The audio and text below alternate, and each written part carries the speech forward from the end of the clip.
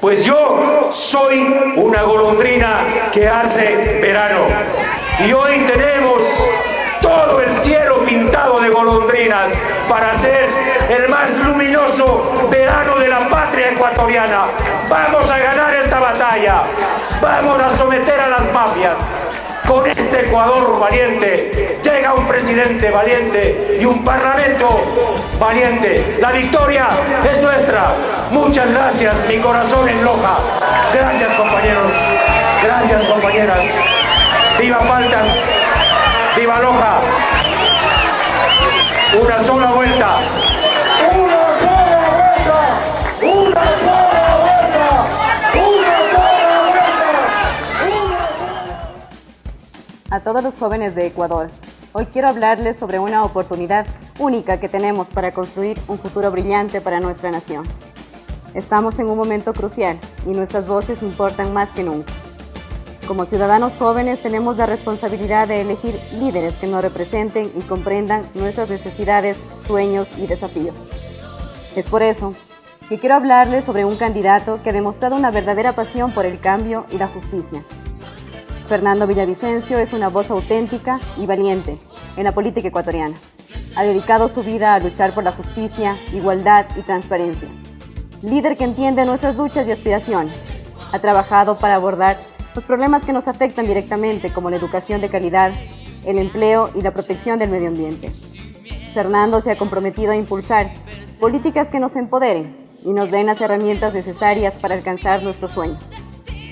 Él reconoce que la juventud es el motor del cambio y nos invita a ser parte activa en la toma de decisiones que afectará a nuestro futuro.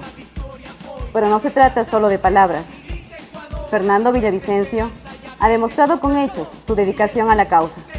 Ha luchado increíblemente por la transparencia, justicia social y la igualdad de oportunidades para todos los ecuatorianos. Jóvenes de Ecuador, es nuestro momento de unirnos y apoyar a Fernando Villavicencio.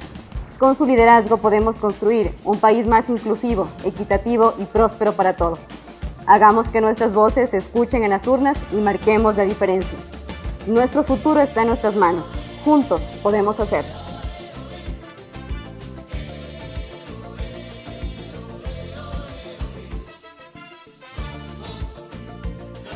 Qué gusto tenerte, Fernando, con nosotros en nuestra ciudad. Qué gusto que nos acompañes en este conversatorio. Tenemos aquí todos los jóvenes de la ciudad de Loja, representan a las diferentes universidades principales que tenemos acá. Estamos seguros que este conversatorio será enriquecedor, tanto para ellos como para ti. Te damos la bienvenida. Me siento honrado. Antes de venir acá, hablé con mis dos hijas, que son jóvenes como ustedes. Amanda, que es artista y periodista a la vez, y Tamia, que le gusta el sur, pero también es artista y toca la trompeta.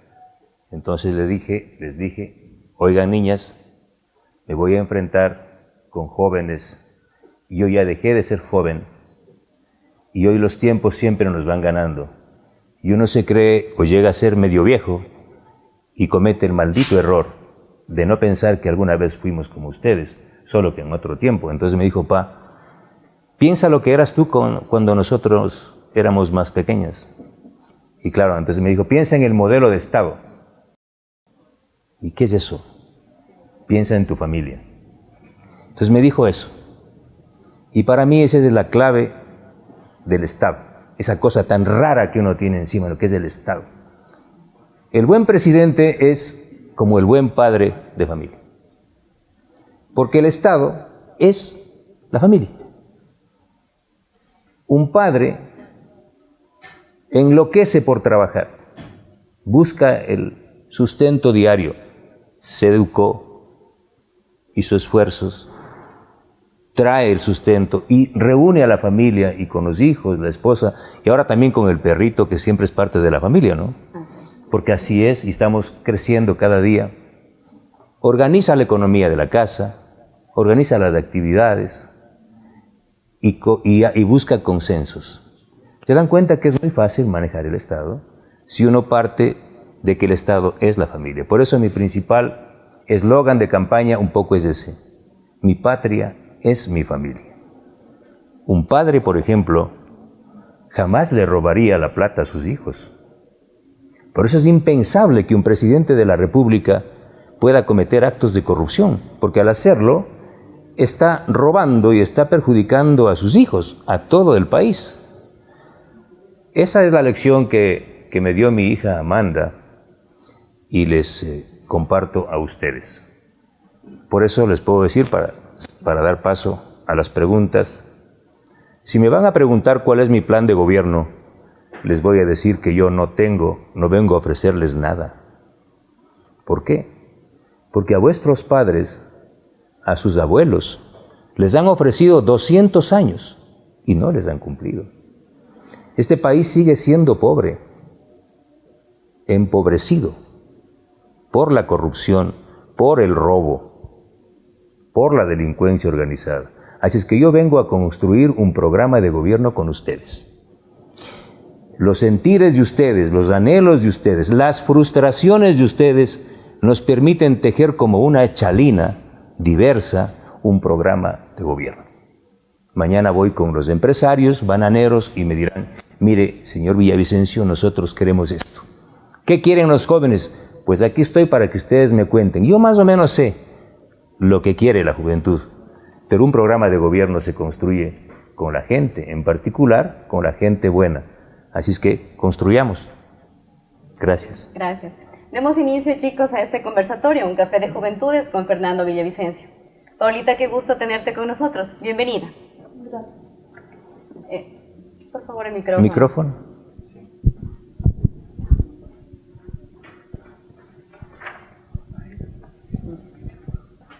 Buenos. Déjeme verle. Ahora sí, ¿no? Sí. Arriba. Soy un periodista que no funciona. Ahí está bien. Ahí. ¿Ahora sí? Ahora sí. Buenas tardes, Fernando. Mi nombre es Paula Jadán y represento a los jóvenes autistas. Hoy me siento indignada porque el Estado debe garantizar salud y educación a las personas con discapacidad y en mi caso he sido excluida. Y yo estoy segura que va a ser el presidente del Ecuador y le pregunto, ¿cómo va a garantizar nuestros derechos? Yo vengo de Ibarra y una chica de 16 años me dijo esto, con discapacidad, en una silla de ruedas. Este es mi primer voto, porque a los 16 ya se puede votar. Y voy a votar por usted, porque usted no viene ahora, usted estuvo antes peleando en este país, jugándose la vida. Yo no quiero que usted me ofrezca nada. Yo quiero que usted cumpla las exigencias de más de 1 millón de personas con discapacidad en este país. Y obviamente la política de un gobierno sano, de un padre que entiende el Estado como su familia, es garantizar los derechos de todas las personas con discapacidad. O sea, solo un Estado indolente puede impedir que la juventud, en este caso, acceda a la educación, a la salud, a diversas formas de educación. Hoy no existe obstáculo para decir que la universidad física, aquí está el campus universitario, o no existe cupo en la universidad, porque hay una universidad virtual. Hoy el conocimiento está al acceso de toda la juventud. Por eso yo quiero proclamar que mi gobierno será el gobierno de la universidad abierta, no solo en el campus universitario físico, sino la universidad virtual con los mejores profesores de este país y de fuera. Usted puede estudiar en las mejores universidades del mundo desde aquí. Y el acceso a las tecnologías de la información y del conocimiento. Los jóvenes, los niños de este país, mi provincia, en Chimborazo, no tiene acceso a Internet. Los sectores más empobrecidos de las zonas más altas de la provincia.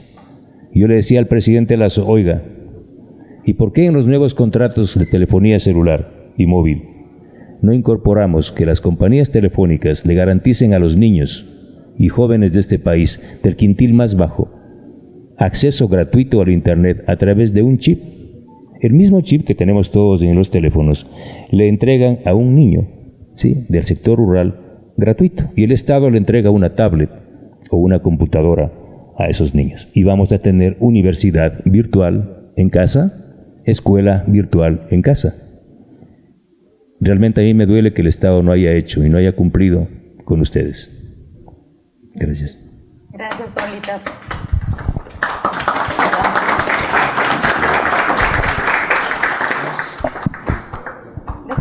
Déjalo nomás a decir. Muchas gracias, Paulita, por tu intervención. Vamos ahora a darle paso a Cristian. Cristian, bienvenido. Buenas tardes con todos. Fernando, buenas tardes. Mi nombre es Cristian Febres, soy ingeniero mecánico automotriz, maestría en administración de empresas. Mi pregunta va enfocada hacia la industria. Conocedores y con el hecho visible de que la ciudad y provincia de Loja no hay mucha industria que podamos ver como lo vemos en el resto del país, y considerando que somos una provincia de frontera con potencial de desarrollo económico increíble, sí, para mí Loja es un punto estratégico, y ¿por qué no considerar la creación de una zona franca o una zona especial de desarrollo económico en Loja como punto de frontera, teniendo en cuenta de que ya existe una zona de este tipo en el puerto de aguas profundas de Pozorja, que es un proyecto con una inversión público-privada que ha tenido gran éxito y que ha funcionado bastante bien. Además, tengamos en cuenta de que en la provincia de Loja en alguna ocasión existió la ley de desarrollo fronterizo, pero la misma no tiene reglamento. Tuvo un reglamento y no se ha aplicado hasta el día de hoy, Fernando. A ver, en realidad yo pensaba que si no me preguntaban eso iba a tomarme unos minutos para hacerlo. Estoy muy molesto con la decisión de la Corte Constitucional de no haber dado paso al decreto presidencial de creación de zonas francas. ¿Por qué? Porque un país como el Ecuador, que enfrenta un gravísimo problema económico, un país que no puede competir en igualdad de condiciones con otros países, requiere un motor potente que le permita abrirse al mundo, atraer tecnologías nuevas y generar nuevas fuentes de empleo. Mi total respaldo a la creación de zonas francas. Sí. Y segundo, la creación de zonas francas debe venir acompañada de una profunda reforma al Código del Trabajo. Así como voy a defender los aspectos centrales históricos de los derechos laborales, vamos a impulsar una reforma al Código Laboral que le permita a la gente, en particular a los jóvenes, trabajar y generar cualquier tipo de relación laboral distinta. Usted puede trabajar aquí y trabajar para una empresa china, rusa o japonesa, pero el Código Laboral actual no le permite garantizar, no le garantiza ese tipo de relación laboral. Así es que vamos a modernizar totalmente este país. Fernando, ahí acotar una situación, considerar de que Loja, como zona de frontera, todo el comercio se mueve por vía terrestre. ¿Qué vamos a hacer también al respecto de eso? El tema de la vialidad, muy complicado aquí, y si ponemos una zona franca, los costos operativos van a ser extremadamente altos. Dos cosas. Este país no va a cambiar si no damos un golpe letal a las estructuras criminales que no permiten la seguridad jurídica y otro tipo de seguridades.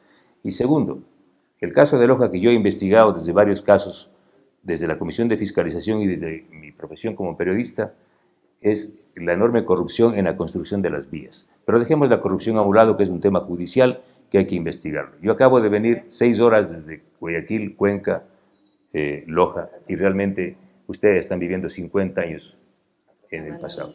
No es posible el desarrollo.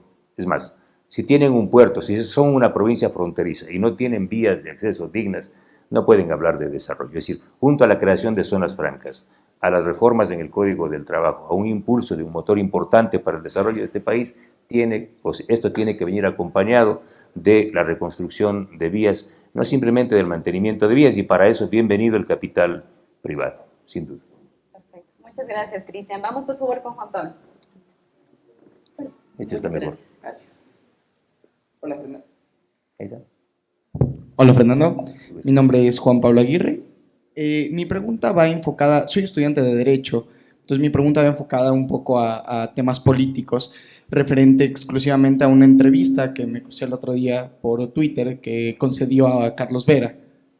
En dicha entrevista aseguraba, o al final de un fragmento que subió a su cuenta de Twitter, usted mismo, aseguraba una situación con respecto a, por ejemplo, asistir a la Asamblea Nacional a pedir que se le apruebe una ley o a pedir que se apruebe una ley en específico.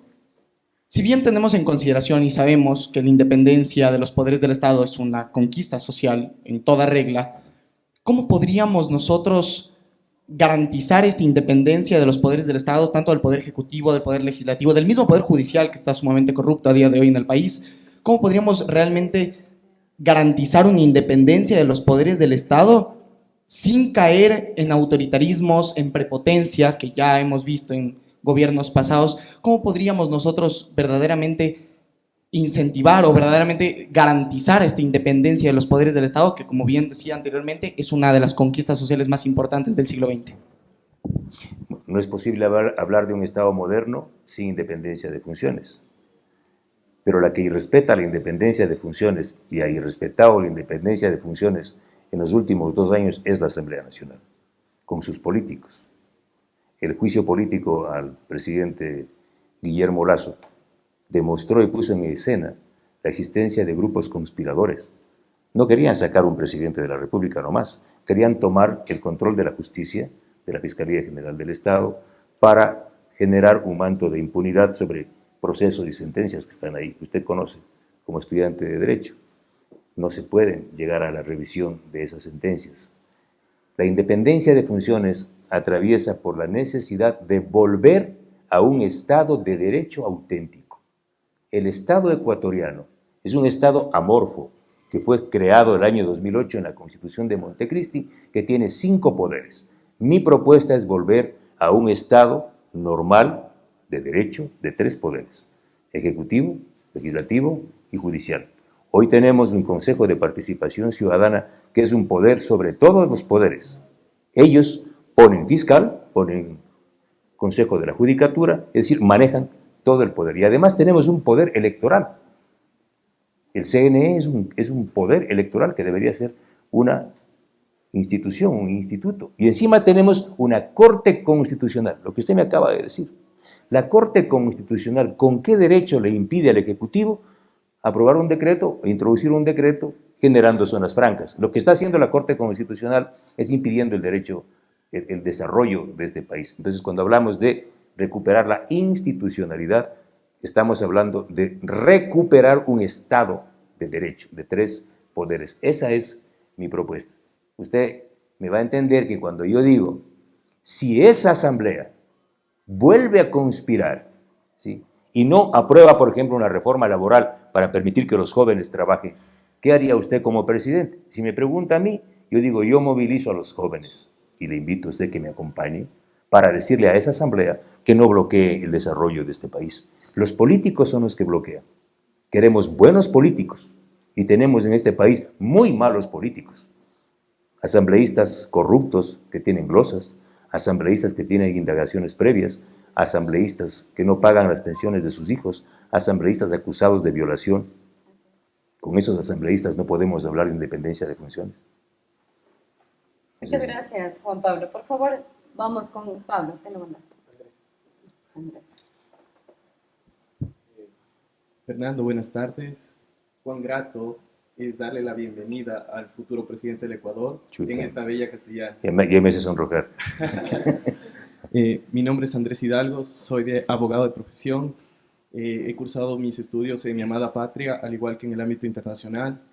Actualmente me encuentro ejerciendo la representación legal de empresas mineras. Es por ello que mi ámbito y mi pregunta va enfocado hacia este tema.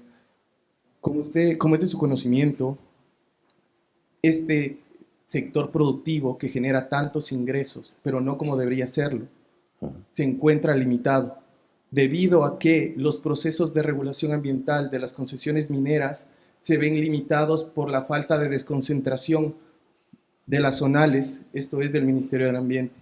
En este sentido, muchos jóvenes que se ven imposibilitados ante la falta de oportunidades han tenido que incurrir en la minería ilegal, inclusive aceptando trabajos que no se respete su dignidad y asimismo no aceptan los saberes laborales determinados en la ley. En este sentido, ¿cuál sería su propuesta para poder garantizar a los jóvenes el trabajo y asimismo exigir a la función pública que mejore de manera eficaz para que se pueda generar este empleo? Gracias.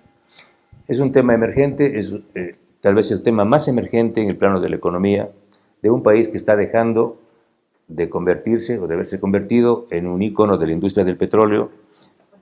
Ahí va a quedar un hueco enorme por los recursos que se van a dejar de recibir, al menos si se aprueba la consulta popular en el tema del sí, se van a dejar de explotar esos recursos del Parque Nacional Yasuní. Primero, mi visión conceptual sobre el tema minero. Mi criterio es de que el Ecuador tiene que definir aquellas áreas en las que se puede hacer minería responsable, ambientalmente responsable, socialmente responsable, y aquellas áreas donde hay que proteger el agua, donde hay que privilegiar la defensa de los ecosistemas. Por ejemplo, yo no estoy de acuerdo en explotación minera en las zonas de recarga hídrica, del Cajas, por ejemplo, como tampoco la minería aluvial en los ríos amazónicos, que es un crimen.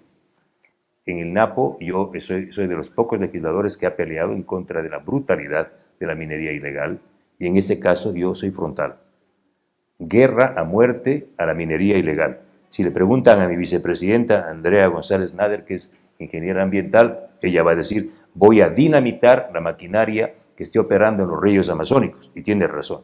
Pero también soy implacable en la defensa de aquellas áreas donde se puede hacer minería responsable.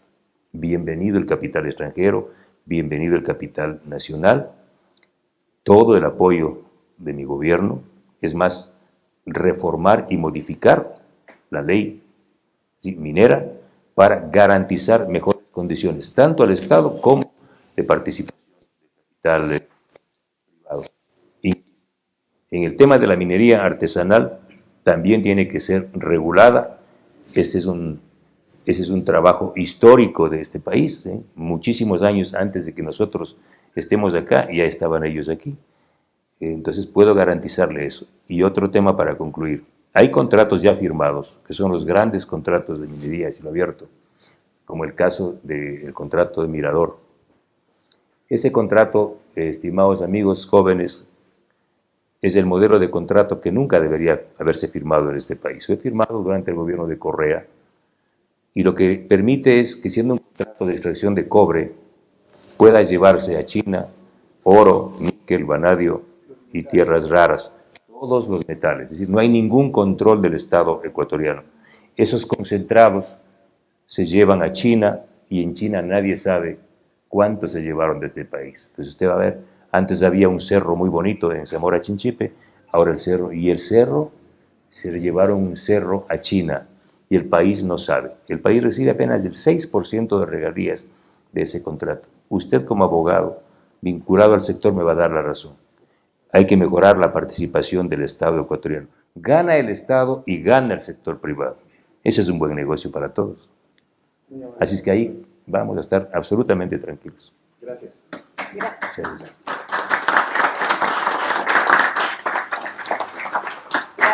Gracias Andrés por tu intervención. Por favor, ahora Rafael. Buenas tardes con todos y usted igual, Fernando.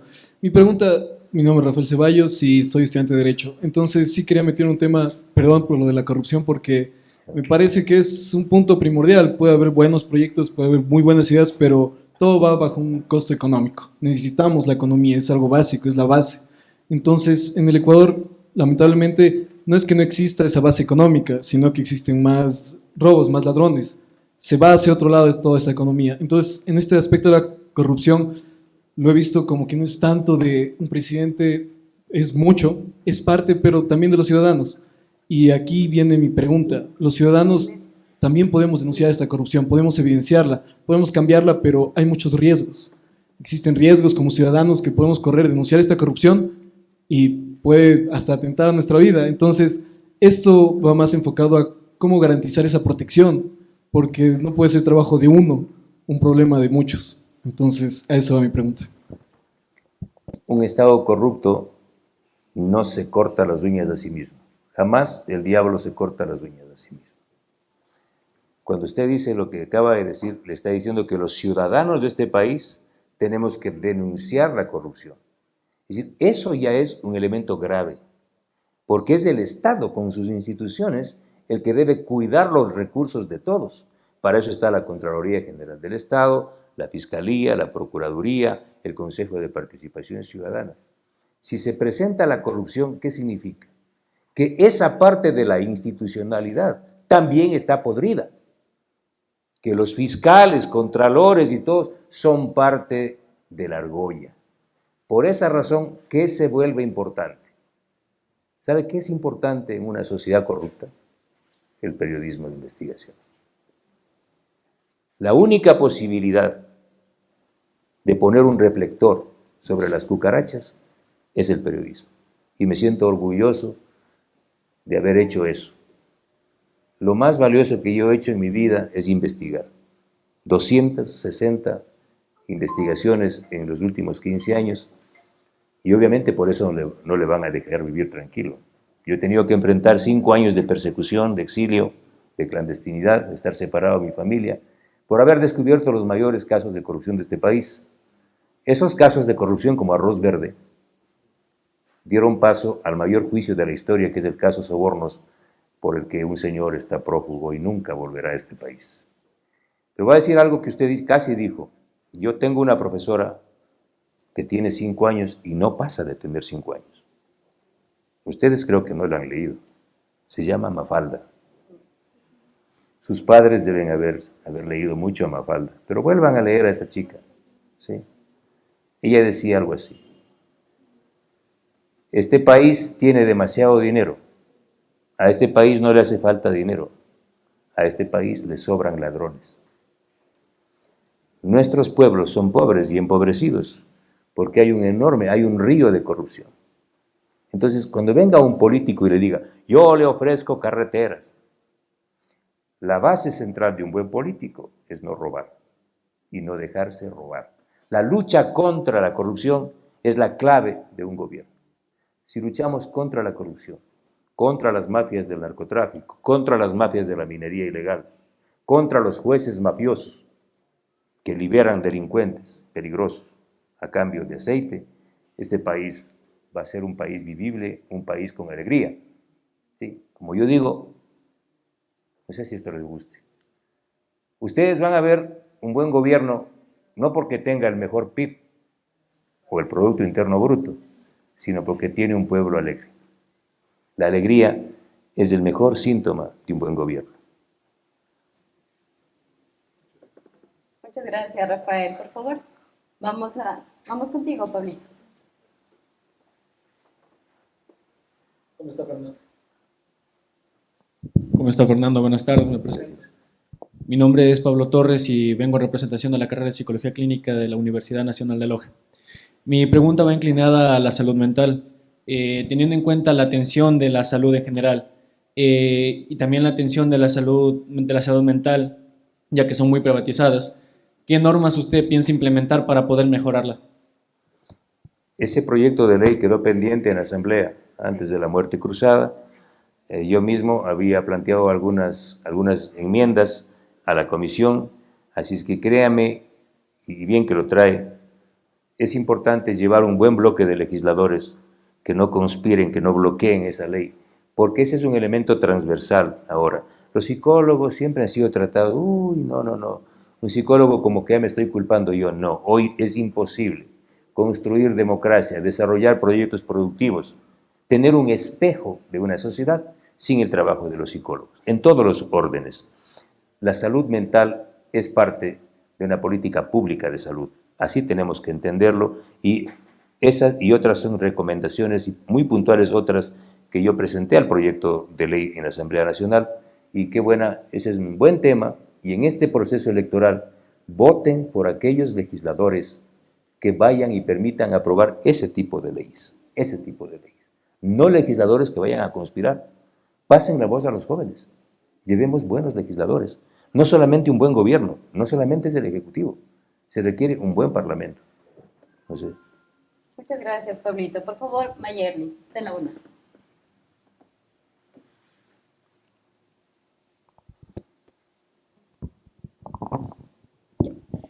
Buenas tardes, don Fernando. Primeramente, Don Villa, me dice. Don Villa. Don Villa, primeramente presentarme. Mi nombre es Mayerly Aponte. Tengo 20 años de edad y soy estudiante de Derecho de la Universidad Técnica Particular de Loja. Para mí es importante recalcar en el hecho de que se encuentre presente en este conversatorio y que esté abierto a este tipo de actividades con la juventud. Doctor, mi pregunta va dirigida a que yo he visto en intervenciones pasadas de usted en las que manifiesta que pretende o planea militarizar los 10 puertos de Guayaquil y otros en los que sabemos actualmente el Estado no tiene control sobre ellos.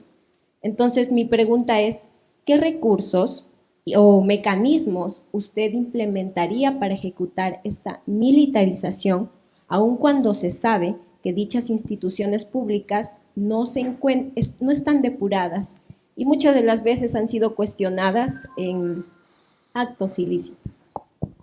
Dos elementos. Uno, el tema del derecho.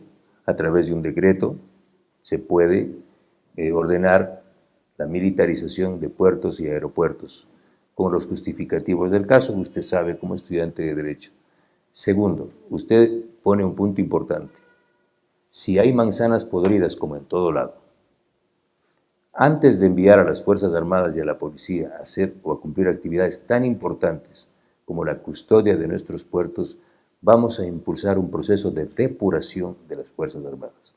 No sé si usted recuerda que en la asamblea yo denuncié que un legislador, el mismo que se iba a bañar en las piscinas de Miami, luego de cantar Hasta Siempre Comandante, condecoró a 2 marinos con la mayor orden al mérito de la Asamblea Nacional, que es la presea Vicente Rocafuerte.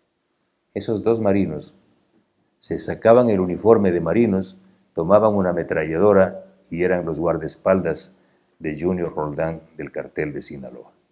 Y el otro era el edecán del vicepresidente Borrero.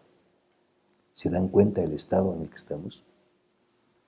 Tenemos que sacar a esos malos militares, a esos malos policías, y con una fuerza pública depurada vamos a tomar el control de los puertos, aeropuertos. Créame que cuando tomemos el control de esos puertos, no vamos a permitir que un solo contenedor salga contaminado con cocaína. La cocaína, jóvenes de mi país, no es de este país. Aquí no se procesa la cocaína. La hoja de coca tampoco se siembra en el Ecuador. Y los carteles de Sinaloa y Jalisco, nueva generación, tampoco son ecuatorianos. Ni la droga es ecuatoriana, ni los carteles mafiosos son ecuatorianos. ¿Y qué ponemos los ecuatorianos? Nuestros puertos y a nuestros jóvenes de sicarios. Yo enfrentaré el tema de desmantelar las mafias con un criterio absolutamente humano y social. Esos jóvenes de Esmeraldas y otras provincias, Manaví, de cualquier parte, se han visto obligados a empuñar un arma para ser parte del crimen organizado porque el Estado toda la vida les dio la espalda. Esos jóvenes no han podido ir a la escuela, no han tenido la oportunidad que ustedes han tenido para ir a estudiar. Sus padres no tienen un empleo. Entonces, miren lo que han convertido nuestro país en un escenario de violencia. Nosotros ponemos a nuestra juventud, nuestros muertos, la sangre de nuestro pueblo, las cárceles que revientan, nuestros puertos para que ellos hagan su negocio. Se acabó, se acabó. Mano dura. Ustedes me conocen. Yo no he peleado ninguna guerra de las galaxias. Yo siempre estuve aquí, nunca me fui de este país. Muchas gracias, Mayerly. Por favor, continuamos con Ileana. Con Ileana, por favor.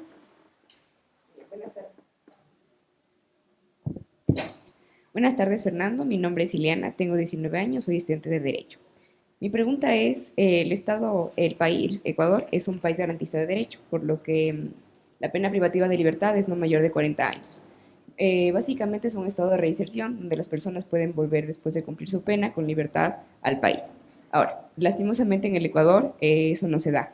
Mi pregunta es, durante su mandato, ¿cómo será esto, cómo cambiará y cómo será el sistema penitenciario? Vamos a impulsar otra vez, volvemos al mismo tema. Necesitamos legisladores altamente calificados, sanos, valientes y no conspiradores. Necesitamos impulsar un proyecto de reforma al Código Orgánico Integral Penal para radicalizar algunas penas, para, por ejemplo, permitir que los privados de libertad en delitos menores, ¿sí?, puedan ser parte de un proceso de rehabilitación real, esa es mi propuesta, a través de la creación de centros de trabajo como granjas agrícolas y otros trabajos, carpintería y otros, esto con los gobiernos autónomos descentralizados. Voy a poner un ejemplo, la cárcel de aquí de Loja, aquellos PPLs que tengan delitos menores, no son reincidentes, ¿sí?, con un dispositivo electrónico puedan trabajar y ellos generar los recursos para su propia subsistencia. Eso es muy importante. Y en el caso de los delitos mayores, delincuentes de alta peligrosidad como narcotraficantes, violadores, y mi criterio es que incluso los delincuentes de cuello blanco por corrupción, se va a construir una cárcel de altísima seguridad en la provincia de Pastaza, al interior de la frontera. Eso es un territorio absolutamente abandonado, ahí funciona ahora un recinto militar, ahí se va a construir una cárcel inmediatamente. Los presos están prohibidos de recibir visitas, ¿sí? Solo podrán ingresar en avioneta o helicóptero con autorización del Estado ecuatoriano los abogados. Sí, aquí es una guerra a muerte en contra del crimen organizado para acabar definitivamente con la toma de las cárceles para impulsar el delito. No sé si por ahí va. Sí, le gustó. Muchas gracias, Ileana. Vamos por favor con Roger. Buenas tardes, Fernando. Mi nombre es Roger Rivera, soy ingeniero en Administración de Empresas, graduado de la Universidad Nacional de Loja. Bueno, yo dentro de esta área empresarial me gustaría saber qué va a realizar su gobierno frente al emprendimiento de los jóvenes. Vale recalcar de que aquí en Loja hay mucho joven valiente que se atreve en arriesgarse, la verdad, en emprender, porque no encuentran una fuente laboral, un cupo laboral, de hecho. Entonces esa es mi pregunta, ¿cómo el gobierno podría ayudar a estos jóvenes a que su producto salga y puedan generar también fuentes de trabajo? He planteado que en los acuerdos de libre comercio que se están firmando se incorporen esto, los emprendedores, los nuevos emprendedores. ¿Por qué no incorporar, por ejemplo, la posibilidad de que emprendedores ecuatorianos en un acuerdo de libre comercio con China, que acaba de firmar el gobierno, haya intercambio de emprendedores chinos con emprendedores ecuatorianos, compartir sabidurías, aprendizajes, ¿sí? Incluso mi hija me planteaba, papá, ¿y por qué nunca incorporan la cultura y el arte en los acuerdos entre países? Nunca, no les interesa nada, porque les interesa a ellos hacer sus negocios, a los gobernantes.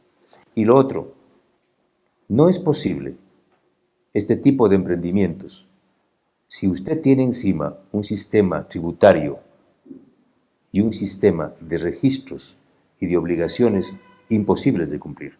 El momento en el que usted está abriendo un negocio, tiene como gallinazos a 5 o 6 de atrás listos para cobrarle A, B, C, D, o me equivoco. ¿Qué sociedad, qué Estado, qué persona puede crecer así? Yo le puedo garantizar que mi gobierno, como regla y comportamiento, absoluta libertad para emprender. Y una vez que usted haya recuperado las inversiones, ¿sí?, usted, el Estado le va a decir, correcto, usted ha recuperado las inversiones, está ganando y ahora sí paga impuestos. Pero no podemos cargarle con impuestos a un ciudadano que está arriesgando sus ahorros, los ahorros de su vida, desde el comienzo. Y esa tramitología que tiene usted, 5 permisos para montar un negocio, será uno solo, donde se incorpore todo. Puedo hablar 10 horas de este tema, porque me encanta, tengo familiares y amigos que son expertos en esto, pero usted tiene toda la razón. Por ahí vamos a ir, ese es el camino. Sí. Muchas gracias, Roger. Vamos, por favor, con Gustavo. Hola, hola. Buenos días. Buenas tardes, don Villa. Un gusto saludarle. Bravo, bravo. Un gusto saludarle y darle la bienvenida desde la ciudad de Loja. Es un honor tenerlo otra vez aquí presente, porque hace 3 años, hace 2 años, cuando estuvo por aquí, yo tuve la dicha, sí, de estar presente, y en ese momento fue muy importante. Éramos pocos jóvenes en ese momento, ahora somos muchos que entienden la idea, que entienden el frente y hasta dónde va a ir. Y está bien, estamos bien representados, usted va a ser presidente en estas elecciones y nos sentimos muy a gusto. Bueno, enfocado a la pregunta que tengo presente, ya la he ido contestando un poquito, pero sino que he tenido en cuenta sobre la educación. Podemos tener en cuenta que los jóvenes ahora no tienen lo que se dice becas para estudiar en el extranjero, o solo le dan becas a los mismos que pertenecen al gobierno, cuando hay mucha gente importante, pobre, o no tiene las oportunidades en dinero para irse a otro país, y hay tantos chicos inteligentes, como los veo aquí presentes, que tienen hasta PhD, tienen maestrías y todo, y debería hacerse algo en eso. Entonces, yo le pregunto a usted, ¿qué pensaría o qué haría usted para mejorar este problema como política pública o como reforma?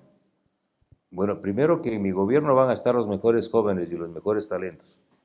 Usted no va a encontrar en mi gobierno, yo gano las elecciones y al día siguiente, señores que estuvieron a mi lado en la campaña, muchas gracias.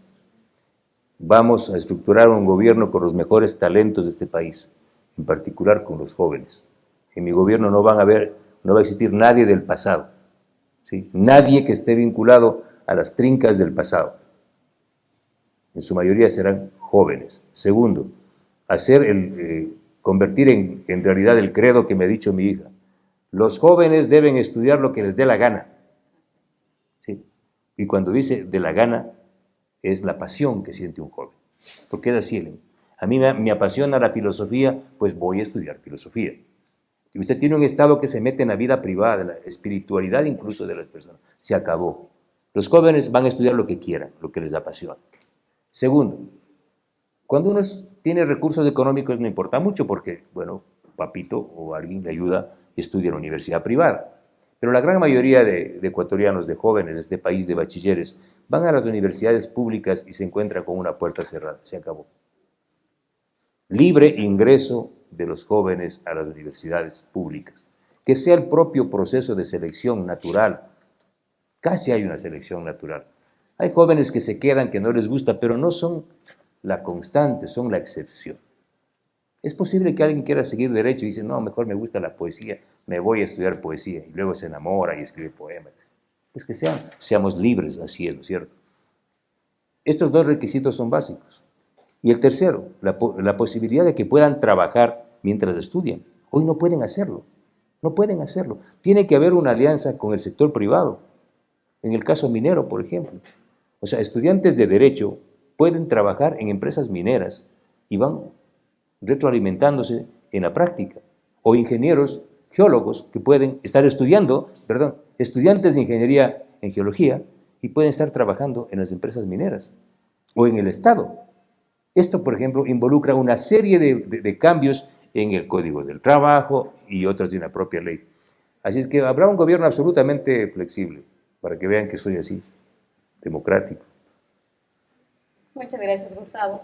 Fernando, quisiéramos empezar con el juego. Tenemos que cortar en este momento. Por cuestiones de tiempo nos quedamos con unas preguntas pendientes. Vamos a ver cuál es el juego. Vamos con la segunda parte.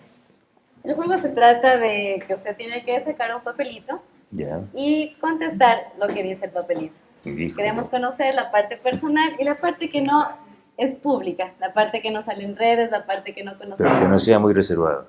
Usted decide si la contesta o no. No, sí. A ver, 1, 2, 3, el 4 es un buen número. Vamos a ver.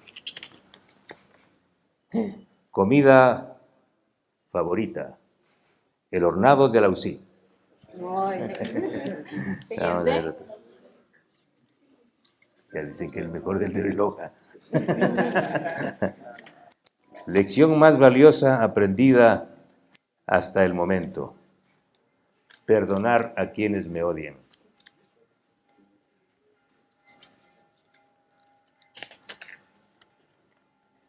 Sinónimo de corrupción, pobreza. Pero no me sale ninguna difícil. Libro favorito que nos recomiende. ¿Y por qué? ¿Y por qué? De un poeta peruano, poesía, Trilce, César Vallejo, para que lloren. ¿Se han leído a Vallejo? ¿Se han leído? Estoy leyendo uno que se llama La llamada de la tribu. ¿Sí? Hobby favorito, leer poesía.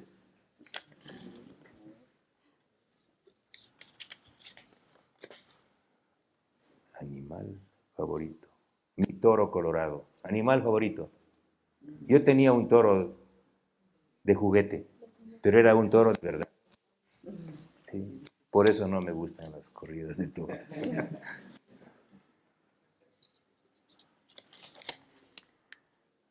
Apodos más sonados de la asamblea. Don Villa.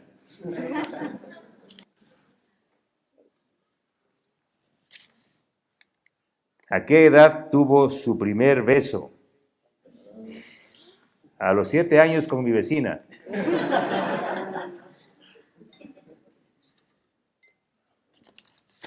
¿7 años? Mi hijo que me escuche. Es que mi hijo recién tuvo a los 11.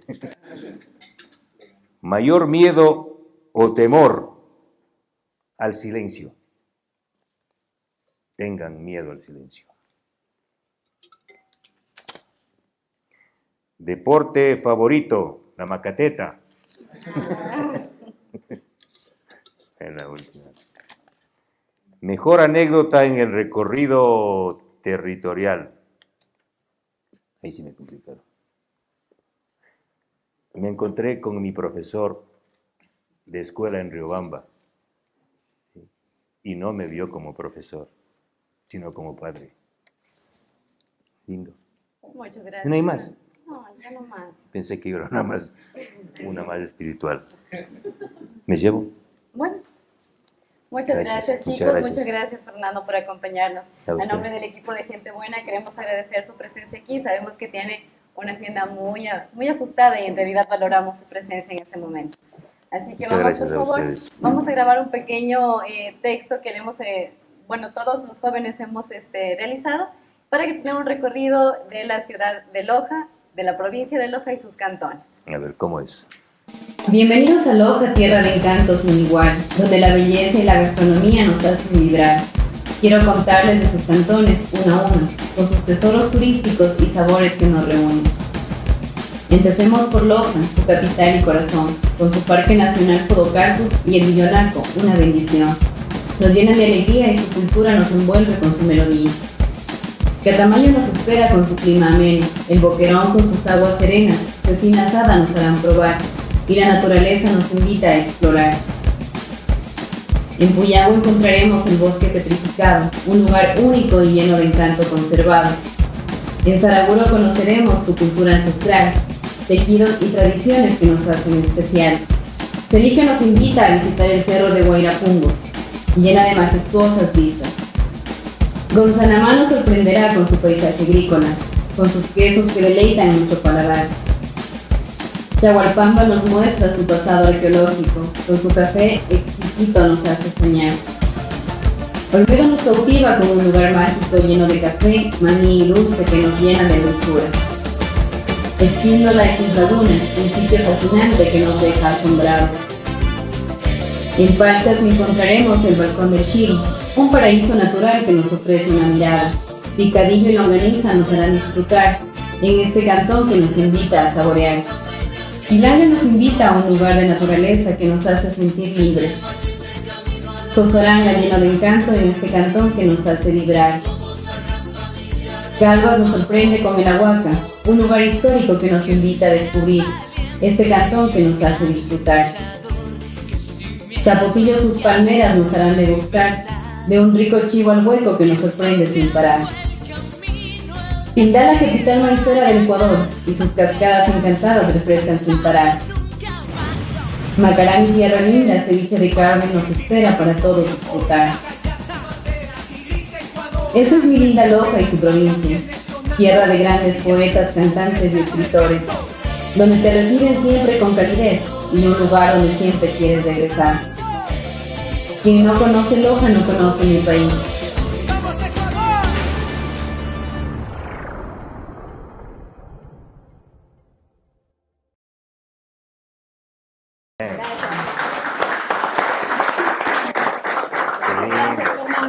Qué gusto tenerlo con nosotros. Qué hermoso, casi me salen lágrimas por cada pueblo.